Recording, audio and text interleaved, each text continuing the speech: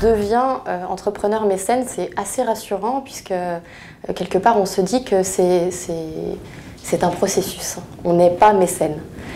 On le devient et on évolue dans cette position-là. C'est rassurant parce que quelque part ça nous ramène à ce qu'est le mécénat et au cœur de tous les préjugés qu'on peut avoir sur le mécénat. Et souvent quand on rencontre à Reims les entreprises pour la première fois, la première réaction c'est de nous dire le mécénat c'est pas pour moi. Moi, je ne peux pas être mécène parce que je ne suis pas Vinci, je ne suis pas GDF, je ne suis pas EDF, je suis une petite entreprise de mon territoire. Et la réponse qu'on leur apporte, c'est vous n'êtes pas Vinci, très bien, mais nous ne sommes pas Versailles. Voilà, tout est une question d'échelle et on a des projets à construire ensemble. Qu'est-ce qui déclenche l'acte de mécénat? Est-ce qu'on est mécène une fois? Est-ce qu'on l'est une première fois pour l'être pendant un certain temps? On va prendre quelques exemples des entreprises qui nous soutiennent puisqu'on n'est pas nous-mêmes entrepreneurs, donc on ne peut que regarder les entreprises qui choisissent de s'associer à nos projets. Bien souvent, c'est d'abord une inquiétude, mais au sens premier du terme. Une inquiétude pour le territoire sur lequel on se trouve.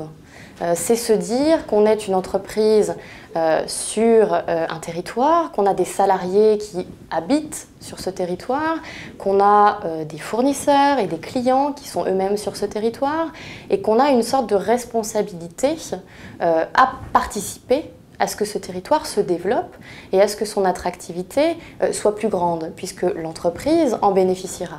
Aussi bien en interne, puisque les salariés vont se trouver dans une ville peut-être plus dynamique parce qu'on aura des projets culturels qui vont être attractifs et qui vont permettre d'avoir une image positive de la ville et également en externe puisque le rayonnement va peut-être faire en sorte que telle ou telle entreprise potentiellement cliente de celle qui soutient va se dire tiens, faire du business avec Reims, pourquoi pas?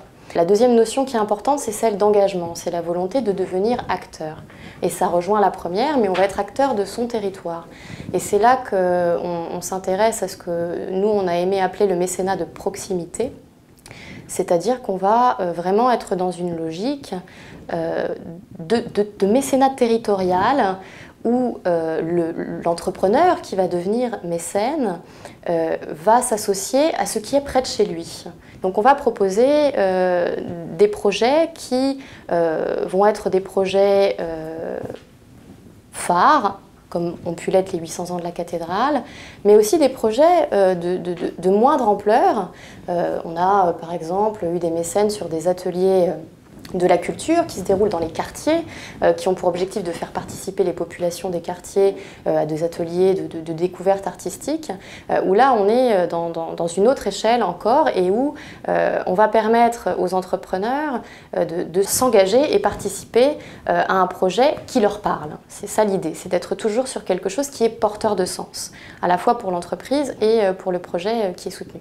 Qu'on se situe dans une démarche où on va construire un projet ensemble et où l'idée, c'est déjà de comprendre qui est l'entreprise, comment elle fonctionne, quels sont ses métiers, quelle est son histoire, quelles sont ses préoccupations, quelle est la démarche de communication dans laquelle elle s'inscrit, pour comprendre cette entreprise et lui proposer des projets qui vont correspondre à ce qu'elle est. Ça, c'est absolument essentiel parce que c'est là que c'est intéressant. C'est là qu'on donne du sens au partenariat. C'est là qu'on peut rentrer dans quelque chose qui va permettre à l'entreprise de tirer un bénéfice de l'action de mécénat. Et ce qui est important aussi, c'est de dire à l'entreprise que les choses se font dans la durée.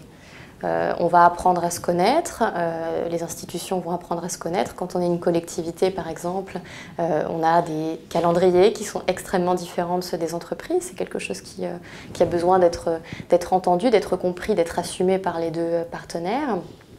Et c'est dans la fidélité qu'on va arriver à répondre au mieux aux besoins et aux attentes de chacun. Et on a des PME qui deviennent mécènes et qui sont mécènes depuis que la mission mécénat existe, depuis 3 ans, parce qu'à un moment donné, on est allé leur dire voilà ce que c'est que le mécénat, voilà quels sont nos projets, on a l'impression que ce projet-là pourrait vous faire grandir, on monte un projet de qualité, l'entreprise s'y retrouve et bien souvent, elle continue à soutenir les projets.